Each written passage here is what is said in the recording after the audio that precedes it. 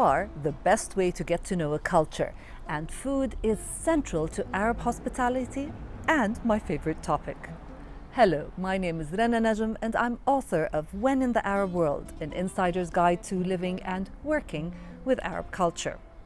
I know I'm biased, but I really think that the food in this part of the world is the most delicious. There's such a wide variety of dishes that use so many different spices and herbs with influences from the Persian, African and Turkish cuisines. Most Arab dishes include some sort of animal protein, either lamb, beef, chicken or fish. If you're not a meat eater, there's still plenty of vegetarian and even vegan dishes made from fresh vegetables and legumes that are plenty in this part of the world. I'm not sure if it's the same in other cultures, but having plenty of meat dishes on the table is a sign of wealth. Well-to-do households eat animal protein almost every day, while the less affluent families might eat meat once a week or even once a month. Lamb is the most used meat across the Arab world and is sometimes served whole with the head attached. I know this can be a turn-off for the faint at heart. And no part of the sheep is thrown away. The sheep's tongue, brains and even intestines are considered a delicacy in most Arab countries, especially in the Bedouin communities.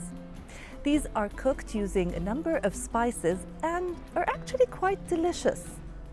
You'll be glad to know, though, that as a foreigner, you will rarely encounter these dishes.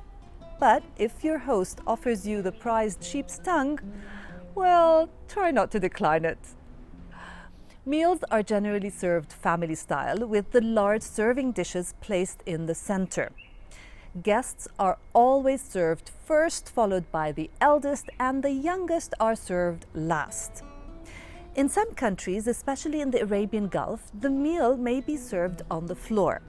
In that case, you sit cross-legged or on one knee and make sure that you don't allow your feet to touch the cloth on which the food is laid.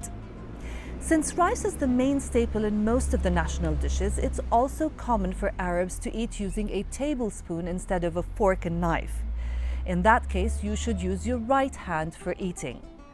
If the table is set Western style, you can use the fork and knife in the regular European way. In some countries, and especially in the tribal communities, the national dish is eaten without the use of cutlery. This has its own etiquette. The food is served on a large round platter placed in the middle, communal style, with guests either sitting or standing around the main dish. You first have to wash your hands, roll up the sleeves of your right arm, and eat with your right hand using only the thumb and the first two fingers, and ideally keep the palm of your hand clean, which is not easy to do. And then you can use your left hand to cut up the pieces of meat. Your fingers are not supposed to touch your mouth, and you are meant to eat only from the small area in the dish right in front of you. Flatbread, or what you would call pita bread, is an important staple in Arab cuisine. Many dishes, especially in the Lebanese and Syrian cuisine, are eaten with bread. The mezze, which is a wide variety of small dishes that are placed in the middle of the table and shared, is part of the Lebanese and the Syrian cuisine.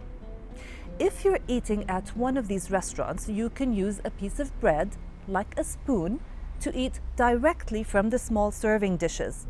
But make sure your fingers don't touch the food or your mouth.